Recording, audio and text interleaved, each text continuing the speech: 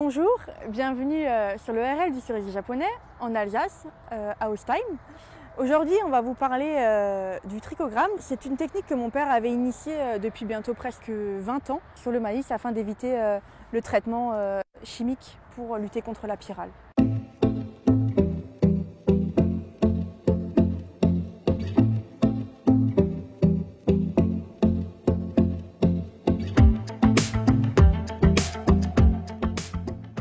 À l'origine, on marchait dans le maïs et on faisait ça nous-mêmes en famille, à poser les petites plaquettes de trichogramme.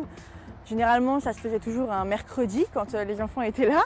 Aujourd'hui, pour la mise en place des trichogrammes, on travaille avec notre COP et avec Arnaud, qui est télépilote, pour réaliser l'implantation des trichogrammes au sein de nos parcelles de maïs. Bonjour, Arnaud Solaire, je suis gérant de la société Aérovision. Qu'est-ce que c'est Aérovision? C'est une société qui utilise des drones pour tout ce qui est travaux agricoles.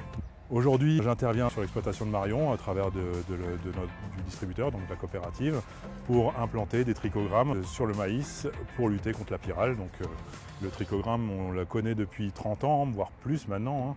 Mais avant c'était fastidieux, il fallait les implanter à la main. On avait besoin de beaucoup de main-d'œuvre, de beaucoup de temps. Maintenant, les jeunes générations ont moins de temps, moins de main-d'œuvre. Et donc, les nouvelles technologies sont là pour accompagner les agriculteurs et notamment larguer des trichogrammes sur les champs de maïs. Alors que ce soit la plaquette ou la capsule, le principe est le même. On a des œufs qui sont parasités par une larve de trichogramme. La trichogramme, qu'est-ce que c'est? C'est un macro-organisme, donc c'est une micro-guêpe qui vient pondre ses œufs dans la larve ou dans la chrysolite de la pyrale. Après, le principe, c'est un peu comme dans le film Alien. Donc la larve de la trichogramme se développe à l'intérieur de l'hôte, crève l'abdomen et va parasiter un autre œuf de pyrale. On a des petites capsules qui contiennent plusieurs générations d'œufs parasités par les trichogrammes, ce qui fait qu'une fois que la capsule est à température ambiante, on a plusieurs générations qui sortent à 2 jours d'intervalle. Donc on a une première génération qui sort tout de suite, une autre génération qui va sortir dans 2 jours, dans 4 jours, dans 6 jours, etc. Et ce qui fait qu'on a une protection sur plusieurs jours, voire semaines, avec le parasitisme, donc les trichogrammes filles qui vont parasiter la pyrale en champ. Et là, on va avoir de nouveau une trichogramme qui va émerger. Et donc on a une période assez large de protection. J'ai créé un réseau de télépilotes, donc j'interviens pas seul, je fais plutôt office de tour de contrôle et j'orchestre un petit peu tout ce monde-là pour venir intervenir sur les champs au meilleur moment.